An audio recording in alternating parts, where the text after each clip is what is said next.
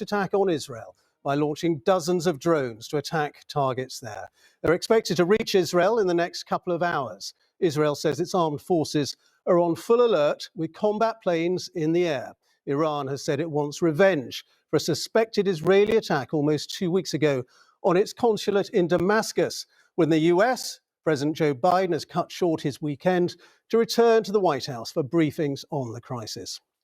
Well, in a moment, we'll get the very latest from Washington and our correspondent there, Will Vernon. First, though, let's go straight to James Landale, who's live for us in Jerusalem tonight. And James, this is an attack that Israel has been expecting for several days now. Yeah, that's right, Ben. Ever since that attack on the Iranian consulate in Syria, there's been growing speculation that Iran will have to respond in some way. There's been talk about different types of attack, but it now appears that attack is underway. Military spokesmen here in Israel say that drones have now been launched from Iran. They are directed towards Israel. There have been reports from Iraq of many drones being seen in the sky.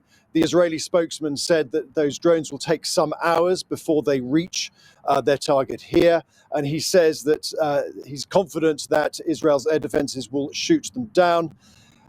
Earlier today, just before this attack was formally confirmed, the Prime Minister Benjamin Netanyahu gave an address to the nation saying that his country would overcome all its enemies.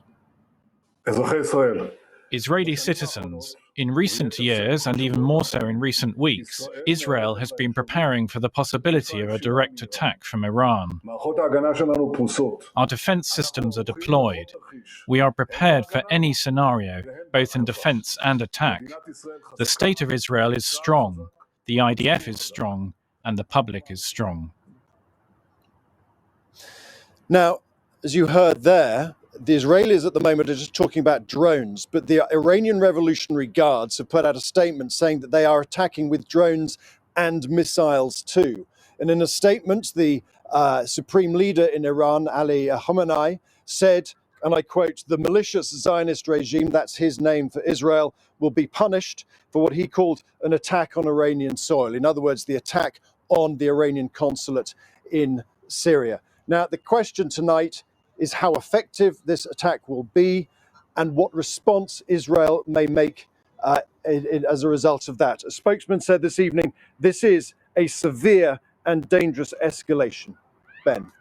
All right, James, thank you very much indeed. That's James Landale live in Jerusalem. Let's go to Will Vernon in Washington.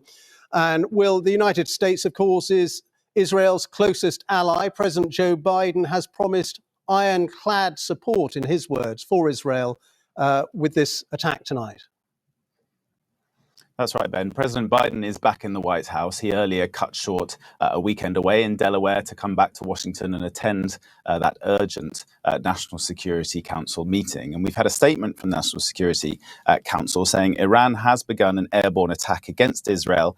President Biden is being regularly updated on the situation by his national security team, who are in constant communication with Israeli officials. And it goes on to say that this attack is likely to unfold over a number of hours. And unnamed US officials have been speaking to US media saying that they expect this drone attack to be synchronized with missiles that could be launched later on. But as you said, President Biden and other US officials have repeatedly said over the last few days that American support for Israeli security is ironclad. And we know that US forces in the region are on alert and are ready to assist the Israelis with protecting their territory. But US intelligence officials here reportedly believe that the Iranians are targeting multiple sites inside Israel, but importantly, not US forces in the region directly. That would, of course, be a dangerous escalation. That's what everyone here is keen to avoid, any sort of tit-for-tat, escalatory, retaliatory conflict that could ignite a wider regional war.